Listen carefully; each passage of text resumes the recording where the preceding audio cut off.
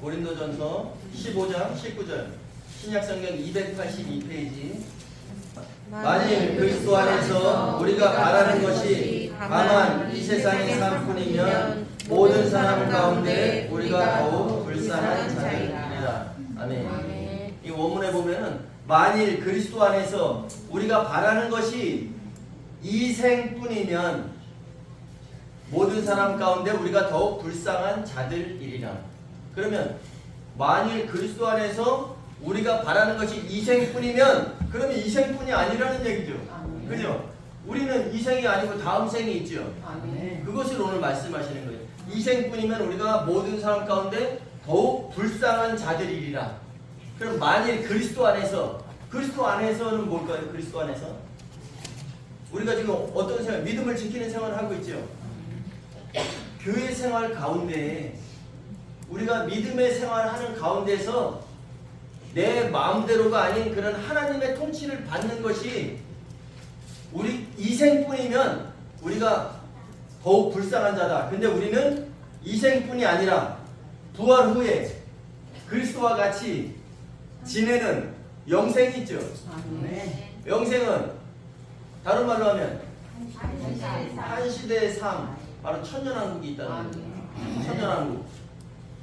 그래서 천년왕국이 없다면 모든 사람 가운데 우리가 더욱 불쌍한 자들입니다.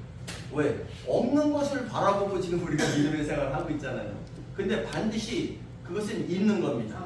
그래서 우리의 삶, 우리가 바라는 것이 이 생뿐이면 우리는 모든 사람 가운데 더욱 불쌍한 자다. 그럼 우리는 불쌍한 자가 되지 않으려면 이 생에 주목하는 삶이 아닌 다음 생에 주목하는 삶을 살아야 된다는 말씀이죠. 오늘 이렇게 예배드리니까 더 집중도 잘 되고 좋은 것 같아요. 아주 눈이 아주 똘망똘망합니다. 아주. 그래서 진정한 그리스도인이라면 예수를 안 믿는 자들, 세상 사람들에 비해서 우리는 더욱 불쌍한 자들이라고 말씀하고 계십니다. 그런데 거기에 그런데가 있죠. 부활을 놓고 보면 전혀 그렇지 않다는 것이에요. 그럼 부활, 우리가 이 생을 살다가 죽지요. 죽음은 반드시 부활을 전제로 합니다. 죽어야 부활하잖아요. 예수님께서도 부활하시려고 사망 권세 이기시려고 사망 권세는 죽였어요. 그죠? 근데 다시 부활하셨잖아요. 이기셨죠? 예수님께서도 피를 흘려 죽기 위해서 이 땅에 오신 것처럼 예수님의 그 모습이 똑같이 우리들의 모습이잖아요. 우리가 죽습니다. 살다가. 근데 죽는다는 것은 반드시 부활을 전제로 하는 거예요. 그리고 부활한다는 것은 또 뭘 전제로 할까요? 두 글자인데. 네. 부활한다는 것은 심판을 전제로 하는 거예요. 그래서 누가복음에서도 나는 아브라함의 하나님이요 이삭의 하나님이요 야곱의 하나님이요 하나님 안에서는 모든 자들이 살았느니라 이렇게 말씀하셨잖아요. 그들이 지금 살았습니까? 아브라함, 이삭, 야곱 다 죽었어요. 근데 하나님 안에서는 모든 자들이 살았느니라. 내가 반드시 그날에 그들을 부활시키실 것이다. 부활시킬 것이다. 다시 그들을 살릴 것이다 라고 말씀하시는 거예요. 예수님은 성경대로 죽으시고 성경대로 사흘 만에 다시 일으켜지셨습니다. 예수님께서 다시 내가 자유로 살아난 것이 아니에요. 일으켜진 거예요. 그럼 여러분들도 이 생의 삶을 살다가 죽으면 다시 예수님 오시는 그날에 일으켜질 것이다. 이것이 바로 부활이라는 거예요. 그래서 히브리서 9장 27절에는 말씀하십니다. 한 번 죽는 것은 사람에게 정해진 것이요 그 후에는 반드시 심판이 있으리니. 그 심판은 무슨 심판이에요? 물 심판은 이미 끝났어요.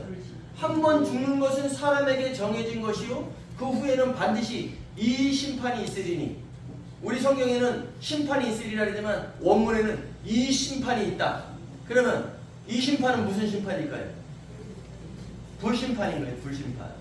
그래서 여러분들이 우리에게 한 번 죽는 것은 사람에게 누구나 다 죽습니다. 그런데 그 후에는 반드시 심판이 있다는 것을 우리가 기억하셔야 돼요. 그래서 고린도후서 5장 10절에도 말씀하십니다. 우리가 다 반드시 그리스도의 심판대 앞에 나타나게 되어 선악간에 그 몸을 통하여 행한 것을 받으려 함이라. 그러면 우리가 그 심판의 기준이 뭐예요?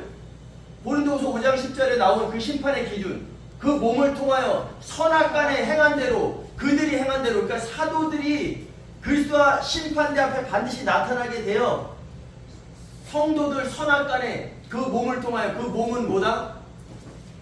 그 몸, 예수 그리스도의 몸, 교회. 그는 그 교회의 머리시라. 그는 그 몸인 그 교회의 머리시라. 이렇게 말씀하셨잖아요. 예수 그리스도께서 교회의 머리시고 여러분들이 몸을 이루어야 되는 거예요. 그래서 우리가 주 안에서 죽는 자들은 복이 있다 말씀하시죠. 계시록에도 말씀하십니다. 주 안에서 죽는 자들은 복이 있다.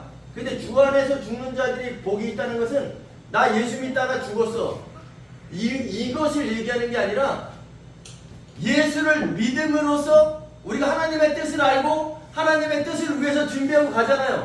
기름 준비를 해놓은 사람들이, 그러니까 예수 그리스도의 몸을 이룰 그 준비를 해놓고 죽은 사람들이 복이 있다는 거지. 예수 믿고 죽은 사람들, 과거에 예수 믿고 죽은 사람들, 하나님의 뜻을 모르고 그냥 예수님께서 모든 죄를 사해 주셨어라고 그것만 믿고 죽은 사람들은 그날의 그 복을 말씀하시는 게 아니란 말이에요.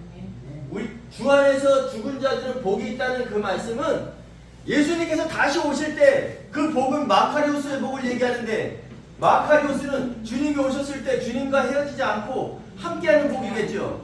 그러니까 준비하고 죽은 자, 우리가 말씀드린 대로 성령의 기름을 가지고 죽은 자가 신랑이로다 맞으러 오라 할 때 등에 기름이 있어서 등을 밝힐 수 있는 자, 그 자가 복이 있다라고 말씀하시는 겁니다. 아멘. 우리는 이 생의 삶을 살아가지만 부활을 꼭 염두에 두고 살아가야 되는 거예요. 우리에게 있는 고난은 예수님을 만날 때 그 준비한 것이 필요하기 때문에, 우리에게 있는 고난은 주님이 오시는 그날에 주님을 만날 때 필요한 것이기 때문에 다른 사람들은 안 해도 되는 일, 그런 일을 우리가 해야 되는 거죠. 다른 사람들이 기름 준비합니까? 다른 사람들이 찢어진 그물을 기울여 나와요? 성령 충전하러 나옵니까? 근데 우리는 이 세상의 삶도 살아가지만 이 두 가지를 하기 때문에 우리는 고단할 수밖에 없는 것이다. 이것을 꼭 기억하셔야 됩니다. 그래서 그리스도인들은 두 가지를 해야 되는 거예요. 이 생의 삶 속에서도 주님을 만날 그날에 필요한 것을 준비하는 그런 삶을 살아야 되고, 육신의 삶도 살아야 되기 때문에 늘 우리에게 고난이 따를 수밖에 없어요. 한 가지 일만 한다면 얼마나 좋겠어요. 이 두 가지를 우리가 다 하려다 보니까 우리에게 고난이 따를 수밖에 없다는 사실을 기억하시고, 그것을 모른다면 거기에서 넘어지는 거지만 그것을 알기 때문에 그것을 준비하는 일에 더욱더 스피드를 내라. 평안에 매는 줄로 성령의 하나됨을 힘써 가속하라. 그의 헬라어로 스푸다조예요. 가속하라. 거기에서 나온 게 영어의 단어의 스피드가 나온 겁니다. 모든 영어는 다 헬라어를 바탕으로 나오는 거예요. 그러니까 너희는 힘써 가속하라. 왜? 빨리 가려면 악셀레터를 밟죠. 가속하라가 그 악셀레터를 밟는 거예요. 지금도 잘하고 있지만 천천히 하는 것이 아니라 더 가속해야 돼. 더 가속해야 돼. 왜? 그래야 주님이 오시잖아요. 주님은 내가 속히 오리라, 내가 속히 오리라, 속히 오리라 3번이나 말씀하셨어요. 근데 왜 안 오실까? 하나님의 통치가 뭐죠? 그리스도의 신부를 만드는 거죠. 어린 양의 신부를 만드는 것이 하나님의 통치예요. 그러면 하나님의 통치가 끝났을 때 계시록 19장 6절에 할렐루야, 우리 주 전능하신 이가 통치하셨도다. 완료형이 있는데 통치가 끝난 상태에서 바로 어린 양의 혼인 기약이 이르러 혼인이 이루어지잖아요. 그럼 하나님의 통치가 끝나야, 하나님의 통치, 어린 양의 신부들이 준비되어야지 예수님께서 오시는 거예요. 근데 우리는 그러면 그날 예수님이 오시는 날까지 우리가 살아있을지 죽어 있을지 모르지만 그날을 위해서 우리가 준비하려면 우리가 사는 날 동안에는 그 기름을 준비하고 죽어야 된다. 그래야 주 안에서 죽는 자들은 복이 있다라고 말씀하시는 겁니다. 우리 44절 말씀도 한번 볼까요? 15장 44절 시작. 15장 44절 시작. 육의 몸으로 신고 신령한 몸으로 다시 일으켜지나니 육의 몸이 있은즉 또 영의 몸도 있느니라. 아멘. 육의 몸, 바로 이것을 성경적으로 말하면 혼의 몸으로 말씀하십니다. 혼의 몸으로 심고, 혼의 몸으로 심는다는 것은 혼의 몸으로 죽고 영의 몸으로 다시 일으켜지나니, 그 영의 몸 부활 다시 일으켜지나니 육의 몸 혼이 있은즉 또 영의 몸도 있느니라, 이렇게 말씀하셔요. 우리의 육신의 몸은 한계가 있습니다. 육신 속에 사는 삶을 한정해서 살아간다면 영의 몸으로 살아갈 그 기간을 준비하지 못해요. 부활은 반드시 있습니다. 그래서 우리가 몸의 부활, 지금 막연하게 우리가 부활 이런 얘기를 많이 들었지만 우리가 그럼 어떻게 부활하지? 근데 그것을 설명해 주신 내용이 있어요. 우리 35절 15장 35절 시작. 누가 묻기를 죽은 자들이 어떻게 다시 살아나며 어떠한 몸으로 오느냐 하리니. 이 말씀은 누가 묻기를 이렇게 했지만 우리들이 다 그렇게 생각할 수 있어요. 죽은 자들이 어떻게 다시 살아나며 어떠한 몸으로 오느냐 하리니. 36절 시작. 어리석은 자여, 내가 뿌리는 씨가 죽지 않으면 살아나지 못하겠고. 37절. 또 내가 뿌리는 것은 장래의 형체를 뿌리는 것이 아니오 다만 밀이나 다른 것의 알맹이 뿐이로되 하나님이 그 뜻대로 그에게 형체를 주시되 각 종자에게 그 형체를 주시느니라. 아멘. 우리 무나 배추 활용 많이 해봤죠. 그것을 심을 때 좁쌀만한 알갱이 하나를 심습니다. 근데 그것이 자라가면서 싹이 트고 푸른 배추가 되고 푸른 무가 돼요. 근데 그 씨만, 이게 무씨 배추씨라고 안 가르쳐줬을 때 여러분들에게 씨를 딱 보여주고 이걸 보여주면 그 무를 배추를 상상할 수 있어요? 없죠. 우리 또한 똑같은 거예요. 예수님께서 육의 몸으로 죽으시고 영의 몸으로 부활하셨어요. 잠자는 자들의 첫 열매가 되셨어요. 그럼 우리 또한 육의 몸으로 죽지요. 44절에 그랬잖아요. 혼의 몸으로 죽고 영의 몸으로 다시 일으켜지나니, 예수님께서 육신의 몸을 입고 이 땅에 오셔서 죽으셨어요. 근데 영의 몸으로 부활하셔서 지금 현자리에 올라가셨습니다. 우리는 주님이 오시는 그날에 볼지어다 그가 구름들을 타고 구름들과 함께 오시리라. 그때 우리는 영의 몸으로 일으켜지는 거예요. 무씨를, 배추씨를 뿌렸는데 그게 자라나서 배추가 되고 무가 되듯이 여러분들 똑같아요. 지금 우리가 어떻게 죽었는데 어떻게 일으켜지지 생각하실 필요가 없어요. 하나님께서 그 형체를 주신다 그랬어요. 그러니까 우리는 영의 몸으로 다시 일으켜진다는 것. 근데 부활은 뭐다? 죽었다가 살아나는, 제가 문제 내볼게요. 부활, 죽었다가 살아나는 것이다. 맞아요, 틀려요?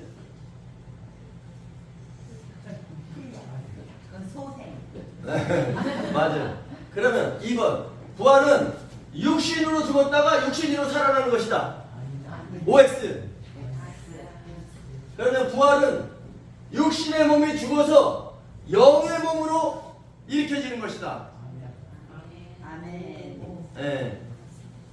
부활은 육의 몸이 죽었다가 영의 몸으로 일으켜지는 것이 부활이에요. 죽은 나사로가 살아났다네. 부활이에요, 아니에요? 소생. 근데 그러면 왜 그게 부활이 아니에요? 나사로가 죽었다가 예수님이 가서 살려주셨어. 왜 부활이 아니에요? 네, 육신의 몸이 죽었다가 육의 몸으로 살아났어요. 근데 나사로는 다시 죽었잖아요. 그러니까 육의 몸에서 육의 몸으로 살아나는 것이 부활이 아니라 그거는 소생이라는 거고, 부활의 첫 열매. 성경에서 죽었다 살아난 사람들이 많아요. 근데 여기 고린도전서에서 부활을 얘기할 때는 예수 그리스도가 부활의 첫 열매다. 이것은 육의 몸으로 죽었지만 영의 몸으로 일어난 첫 번째. 그래서 예수 그리스도께서 부활의 첫 열매고, 우리 또한 예수님께서 보여주셨잖아요. 그죠? 육의 몸으로 죽으셨다가 다시 일으켜졌잖아요. 우리 또한 육의 몸을 살아가는 이 땅을 살아가다가 영의 몸으로 다시 일으켜질 것이라는 것을 확신하시면 돼요. 아멘. 그래서 몸의 부활은 이렇게 말씀하셨어요. 근데 우리가 영의 몸을 입는 순간이 51절에 나옵니다. 15장 51절. 시작. 보라, 내가 너희에게 비밀을 말하노니 우리가 다 잠잘 것이 아니요 마지막 나팔에 순식간에 호련히 다 변화되리니. 아멘. 보라, 내가 너희에게 한 비밀을 말한다. 우리가 다 죽을 것이 아니요 그 마지막 나팔에. 그 마지막 나팔은 언제예요? 일곱 번째 나팔. 나팔은 총 7개가 있습니다. 7개가 있는데 마지막 나팔이니까 7번째 나팔이겠죠. 그 나팔이 3개밖에 없어. 근데 그 마지막 나팔은 그럼 뭐예요? 네, 그렇게 되는 거예요. 7번째 나팔과 마지막 나팔이 구분되는 것이 아니라 계시록에서는 7번째 나팔을 표현하지만 고린도전서에서는 마지막 나팔. 왜? 이것이 마지막에 주님이 오셨을 때 울리는 나팔이기 때문에 마지막 나팔에 우리가 다 죽을 것이 아니요 그 마지막 나팔에 순식간이 다 호련히 변화되리니. 호련이라는 것은 주님과 같은 모습으로 영의 몸으로 변화된다는 것을 말씀하시는 거예요. 그래서 우리는 19절의 말씀처럼 우리가 바라는 것이 이생뿐이면 우리가 주 안에서 더욱 불쌍한 자다. 이생뿐이 아니라는 것을 여러분들이 오늘 확실하게 마음에 새기시고 가시면 되는 거예요. 우리는 이생을 살아가지만 이생에서 모든 것을 두고 살아가지만 우리는 이생의 삶에만 주목하는 것이 아니라 이생을 살아가는데도 열심히 살아야 됩니다. 근데 이생의 삶에만 주목하는 것이 아니라 다시 오실 그날에 우리가 죽은 다음에 다시 일으켜질 그 순간에 주님과 만나는 그 순간에 우리가 무엇이 필요한가 그것을 준비하는 삶이 유명한 슬기 있는 처녀들입니다. 그래서 주 안에서 죽는 자는 복이 있다. 주 안에서 죽는다는 것은 아까 제가 서론에도 말씀드렸지만 그리스도의 몸을 이룬 상태에서 주님이 오셨을 때 다시 등을 밝힐 수 있는 그 순간에서 그 순간까지 이루어놓고 죽어야 된다는 거죠. 그런 자들이 복이 있다는 겁니다. 복은 주님과 함께하는 그 복. 마카리오스.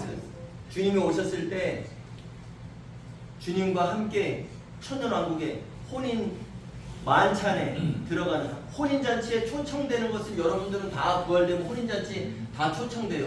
그것은 오찬이에요. 누구나 다 초청됩니다. 그런데 혼인잔치에 초청된 자들이 쭉 앉아있는데 주인이 딱 들어와서 쭉 둘러보죠. 그죠? 성경에 예시가 나오잖아요. 쭉 둘러보는데 예복을 입지 않은 자가 딱 있네. 친구요. 그대는 왜 예복을 입지 않았는가? 그러면서 그를 쫓아내잖아요. 그런 게 바로 혼인 오찬에 다 초청되지만 만찬까지 들어가는 여러분들이 돼야 되는 거예요. 예복을 입은 자가 돼야지. 예복을 입지 않고 있는 자는 계시록에서도 말해 벌거벗고 수치를 당한다. 벌거벗은 자예요. 우리가 옷을 입잖아요. 그죠? 옷을 왜 입어요? 저는 원래 멋있는데 양복을 입으니까 더 멋있죠. 네. 우리가 옷을 입고 제가 만약에 옷을 하나도 안 입고 빨가벗고 여기서 설교한다고 생각해봐요. 여러분들도 다 빨가벗고 얘기해드려. 얼마나 수치겠어요. 그죠? 부끄럽잖아요. 그런데 주님께서는 그래서 말씀하시는 거예요. 부끄러움과 수치를 당하지 않게 하기 위해서 여러분들에게 이런 말씀을 통해서 주시는 거란 말이에요. 그래서 부끄러움과 수치를 당하지 않으려면 옷을 입어야 됩니다. 옷. 그럼 그 옷은 어떤 옷을 입어야 되는가? 우리 갈라디아서 3장 27절 말씀 보십시오. 갈라디아서 3장 27절. 고린도전서 후서 지나서 바로 갈라디아서 3장 27절 306페이지입니다.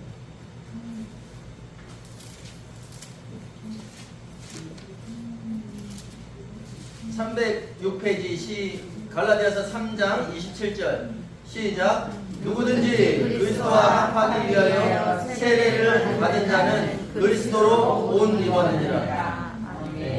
여기에 원전에 보면 너희 중 누구든지 그리스도를 향하여 세례를 받은 자는 그리스도로 옷 입었느니라 이렇게 말씀하고 있습니다.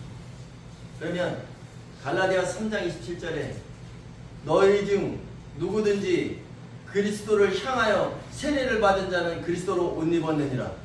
세례를 받아야 옷을 입는다네. 그럼 이 세례는 뭘까요? 물로 주는 세례일까요?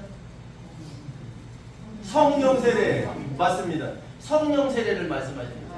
우리가 세례를 보통 지금 이제 물로 이렇게 주면서 뭐 이렇게 하지만 세례라는 것은 잠기다는 뜻이 있어요. 잠기다.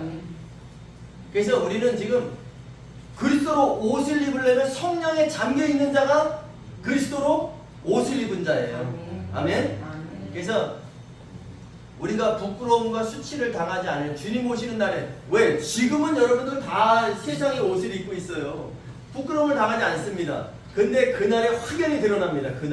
그날에 그의 발이 예루살렘 그 동쪽 감람산에 서도록 내가 반드시 할 것이다. 그날에는 땅이 동서로 갈라진다. 땅이 뭐라 그랬어요? 교회죠. 그러면 교회를 이루고 있는 성도들이죠. 성도들 중에서 동서로 갈라진단 말이에요. 그러면 내가 그날에 동서로 갈라질 때 천년왕국에 들어가는 자가 이 중에서도 갈라지는 자가 있다면 제 마음이 얼마나 아프겠습니까, 여러분? 그렇게 준비하세요. 그리스도로 옷 입어야 됩니다. 기름을 준비해야 됩니다. 성령으로 하나 되어야 됩니다라고 말씀을 그렇게 목 터지게 외쳤는데 여러분들 중에서 그날에 보니까 옷을 안 입고 뻘거벗고 저기서 수치를 당하는 사람이 있네. 그럼 얼마나 그게, 이거는 지금 제가 지금 예로 말씀드린 거지만 그날에 그 수치를 당하는 사람이 바로 나라면 얼마나 그게 그날에 슬피 울며 이를 갈며 있으리라 말씀하시잖아요. 얼마나 슬프겠습니까, 여러분? 남들은 다 옷 입고 혼인만찬에 들어가서 신랑과 함께 따뜻한 거기에 있는데 나는 바깥 어두운 데로 내쫓기는 상황이 된다면 얼마나 마음이 아프겠냐는 거예요. 근데 그것을 모르고 있다면 할 수 없지만 여러분들은 수차례 지금 성경을 통해서 듣고 있잖아요. 그러니까 그날에 주님과 함께하는 그 자리에 있는 여러분들이 되셔야 되는 거예요. 계시록 16장 16절 말씀 볼까요? 계시록 16장 16절. 요한계시록 16장 16절.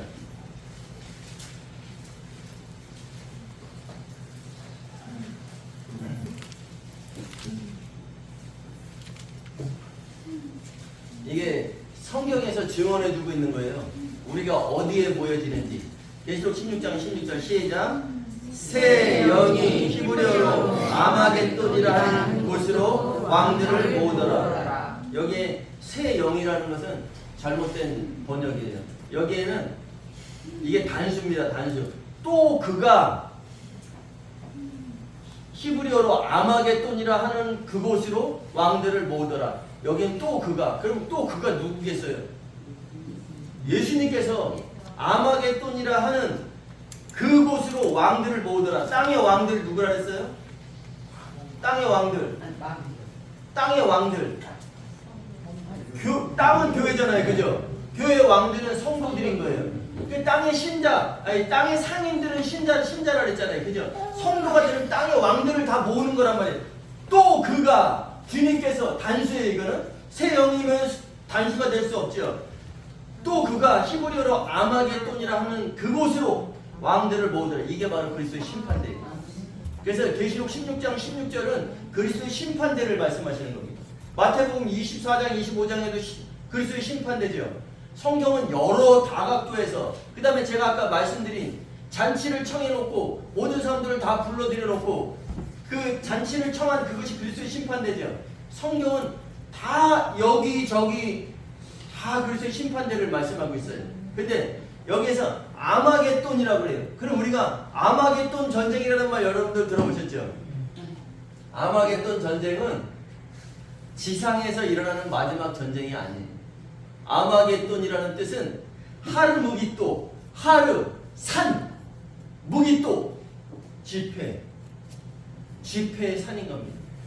땅의 왕들을 모으는, 땅의 왕들이 공중에 모여지는 그것이 바로 아마겟돈이라는 거예요. 성경에서 분명히 말씀하고 계십니다. 그럼 왜 지폐로 모일까요? 지폐로 왜 공중으로 다 모을까요? 바로 심판과 혼인이에요. 그래서 우리가 고린도전서 15장 다시 갈게요. 고린도전서 15장 22절.